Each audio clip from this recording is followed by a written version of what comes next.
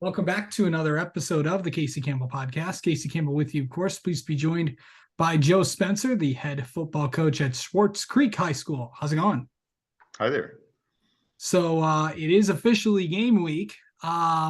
Just how exciting is it to get ready? Now the install is coming in for, with the week's opponent, and just talk about how the last 2 weeks of practice have gone.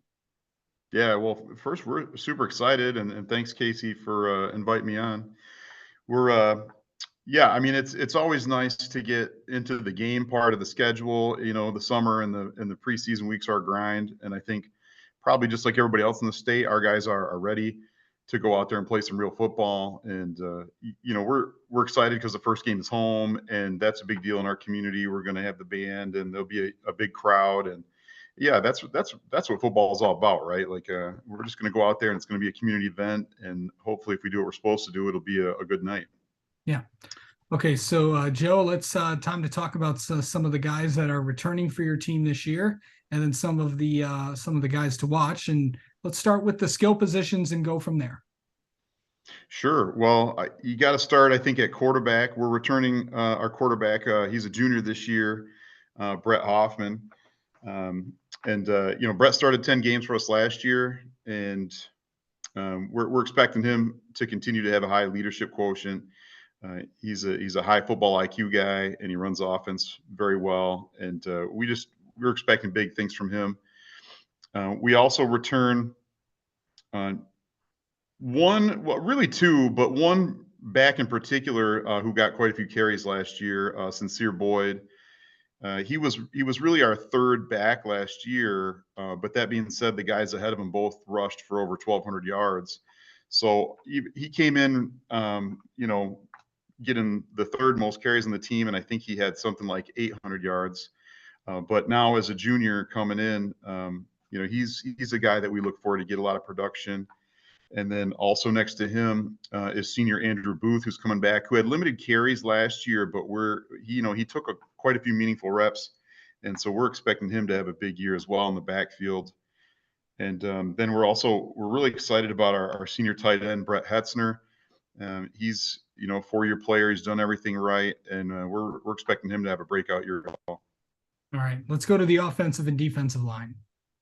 Yeah, well, on offensive and defensive line, both of those lines are going to feature Austin Luther, returning junior who started 10 games at center last year. So we like the fact that our center and quarterback are both coming back. That just kind of makes for nice chemistry. We also have defensively, Andrew Booth's coming back for us. And then we kind of got a committee of young guys after that. So while we are excited about some of our young guys, a lot of them are still kind of untested in the game. So we're gonna find out a lot, but we think we've got some potential there. Okay. And then let's go to the linebackers and secondary. Yeah, well, for our linebackers, everybody is young, although they are returning varsity players. You've got Chris Brownlee, who was only a sophomore, but he played with us a little bit last year down the home stretch. And then you've also got on the edge, Sincere Boyd, who plays quite a bit of offense, will be there in the mix. And then in the secondary, we're pretty much turning over everybody, but we like some of our young guys. Micah Buford, going to be a junior. We're looking for big things from him. And so, there's a lot of youth in our secondary right now, and that is definitely something that we've worked hard this summer to try and get those guys ready. All right. Let's go to special teams. Yeah, special teams. Well, we graduated our punter and our kicker from last year, so those are also going to be positions of youth. But we think we've got a serviceable place kicker in Trevor Weisgerber. And then the punting job is kind of still a little bit unsettled who's going to be the guy that goes out there, but maybe we just won't punt. Yeah. So let's go to let's go to the schedule a little bit. Let's go to the of course big game this week, of course, with home against Flint, and then I'll just read off the rest of the schedule. August 31st at Holt. That's of course up in the Lansing area. Then of course, sure, league play begins. September 8th at Fenton, September 15th home against Flint Kearsley, September 22nd at Linden, September 29th at Flushing, October 6th home against Holly, October 13th, that is the Metro League crossover game. And then October 20th home against Yale. Before we get to the schedule, are you in the Metro League crossover game? Are you hosting that this year? No, our division will not be hosting this year. So we're going to travel somewhere, but we're not sure. We won't know, until the standings play out who that's going to be. Okay, so obviously, the Flint Metro League is always, a very competitive conference, especially with teams going making it pretty far the last few years. But just talk about how exciting what the league's going to really look like this year.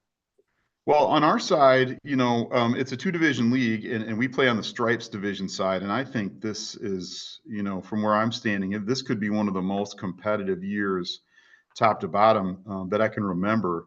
That teams on our side, like Fenton and Linden, are always tough. And then I know that Holly and Flushing and Kersley have all been working really hard. They've got good coaching staffs, and I know that those guys are going to bring a really good football. So, honestly, week to week, I think this is one of the tougher years that I can remember.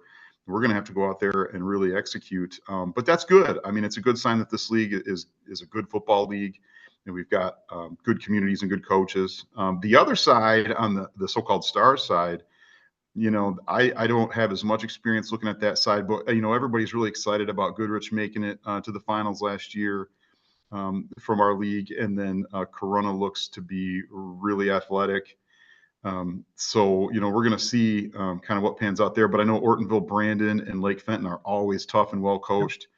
So and Owasso and Clio are both starting to do the right things, and I think we'll see improvement from them. So all in all, I think this is a really good football league, and we don't know who we're going to play from the other side yet, but I can tell you, I think it's going to be a really competitive, really good football league. Yeah. All right. And lastly, of course, with game prep going on this week, what do you feel like what do you feel like you guys need to do? And what do you want to really see everybody, get out of this week before heading into that game against Flint? Yeah. Well, we play on Thursday here. Hold on. I'm going to see if I can get my lights on again. Yeah. Sorry about that. There we go. Yeah. Well, it's a short week, and so you've really only got a couple of days to really prepare. We have the game at home, which I think is hopefully an advantage for us. The number one thing that you want going into any game is that you feel confident that everyone knows their job.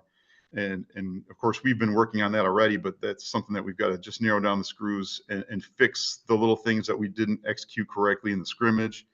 And then, after that, I think what you would want to see will happen naturally. We're going to get a big crowd and a lot of enthusiasm. And I feel like that's going to really be on our side, an advantage for our kids. So we're just ready to get out there and play some football. All right. Joe Spencer, the head football coach at Swartz Creek, thank you so much for coming on and talking with us, and best of luck this season. All right, Casey. Thanks for having me on.